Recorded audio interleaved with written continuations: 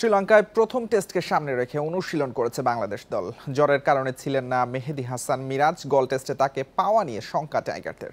শ্রীলঙ্কার বিপক্ষে পূর্ণাঙ্গ সিরিজের শুরুতে 2 টেস্ট, গলে প্রথম ম্যাচ শুরু মঙ্গলবার। নেটে লম্বা সময় ব্যাটিং করেছেন মুশফিক, শান্ত, লিটনরা।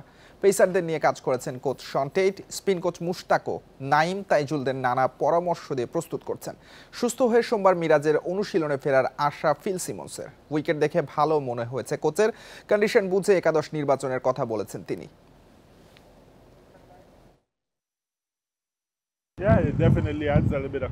মিরাজকে নিয়ে সংশয় অবশ্যই দুশ্চিন্তার, তবে একজনের অনুপস্থিতি মানে অন্য আরেকজনের সুযোগ। সবাই চাইছে মিরাজ সেরে উঠুক। এখনো কম্বিনেশন ঠিক করিনি, উইকেট দেখে সিদ্ধান্ত নিতে পারবো। উইকেট দেখে খুব ভালো মনে হচ্ছে। শক্তিমত্তায় খুব বেশি পার্থক্য না থাকায় গল টেস্টে বাংলাদেশের ভালো সুযোগ দেখছেন হাবিবুল বাশার সুমন। ফলাফল পক্ষে আনতে শুরুর 5 ব্যাটারের অন্তত 2 জনের কাছে লম্বা ইনিংস চান সাবেক অধিনায়ক। কন্ডিশনের সঙ্গে বৃষ্টির বাধা বড় প্রভাব ফেলবে মত বাশারের। গল টেস্টের আগে নেট সেশনে স্পটলাইটে মুশফিক। শ্রীলঙ্কায় তার দারুণ রেকর্ড। অধিনায়ক শান্ত কোন পজিশনে খেলবেন তা নিয়েও বাড়তি আগ্রহ। অভিজ্ঞ মুমিনুল, লিটনের কাছেও প্রত্যাশা বেশি। লঙ্কানদের শক্ত পরীক্ষায় ফেলতে দায়িত্বশীল ব্যাটিং জরুরি। সাফল্যটা ডিপেন্ড করবে আমাদের টপ 5 এর উপর, আমি মনে করছি।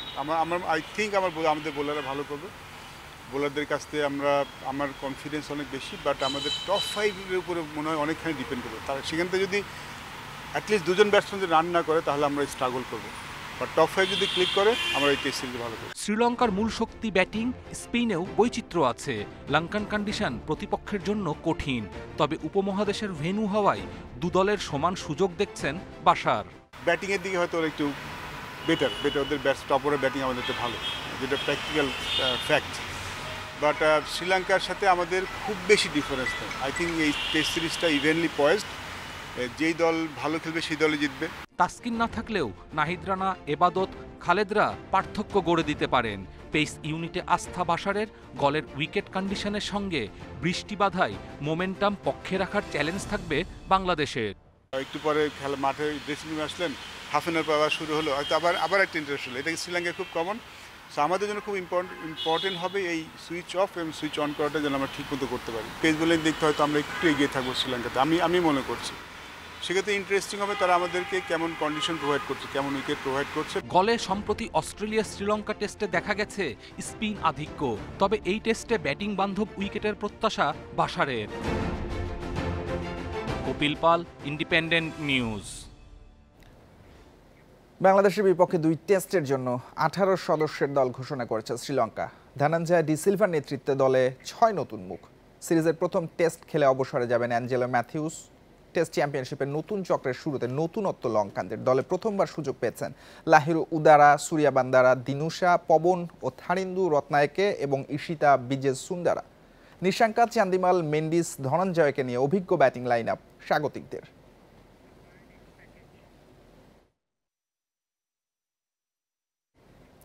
শ্রীলঙ্কা সফরে 3 অধিনায়কের অধীনে 3 ফরম্যাটে খেলবে বাংলাদেশ। অনেকে ইতিবাচক বললেও বিসিবি কোচ ও সাবেক অধিনায়ক রাজিন সালে দেখছেন অন্যভাবে। বলেছেন লালো সাদা বলে 2 অধিনায়ক থাকলে ভালো হতো দলের জন্য, পরিকল্পনা বাস্তবায়ন সহজ হতো মনে করেন তিনি।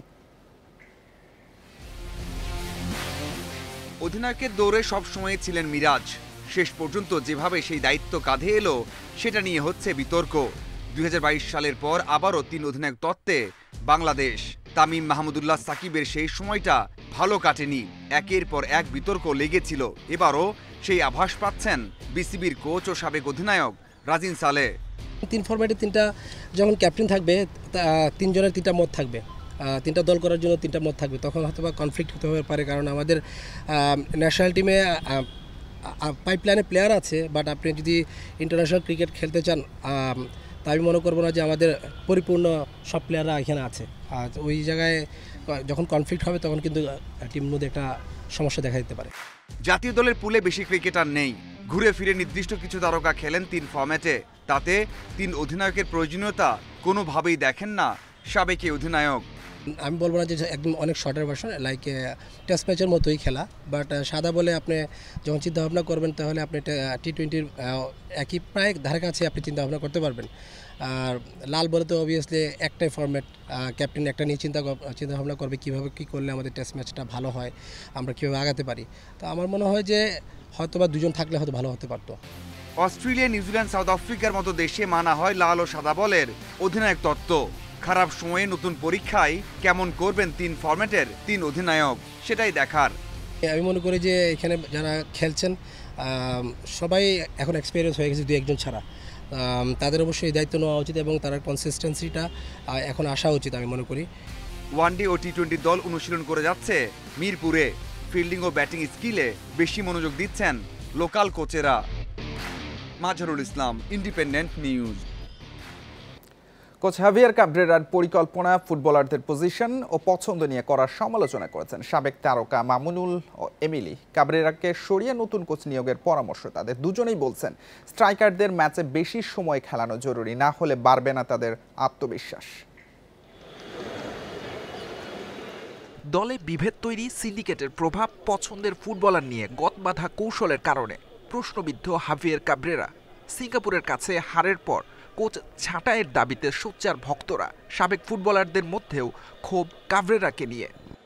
হাই স্ট্যান্ডার্ডের টিমের হেড কোচ এই ধরনের মিস্টেক করবে, coaching staff, not only head coach, coaching staff, এটাকে আসলে কতটুকু আপনার মানানসই, এটা আবার কতটুকু দেখতে। নাহলে হামজার মতো প্লেয়ার এসে কথা বলতো না ওই জায়গায় এসে। টিমের মোস্ট প্লেয়ার যে বেস্ট প্লেয়ার তার সঙ্গে এইসব ব্যাপারে কথা বলে আপনার ডিসিশন নেওয়া উচিত।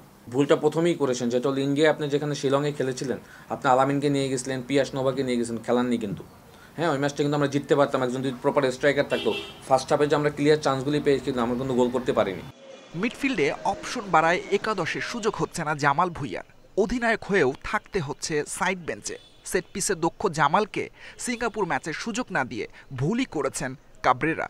ভুটানের ম্যাচে সে সেট পিচে গোল করছে, লাস্ট 25 মিনিটস তাকে আমি দিতে পারতাম, কারণ আমরা lot of corner free kick পেয়েছি, কিন্তু আমাদের ওখানে কোনো একটা ভালো ডেলিভারি হয়নি।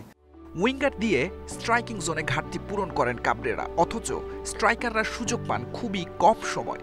না খেলানোয় আত্মবিশ্বাসও বাড়ছে না তাদের।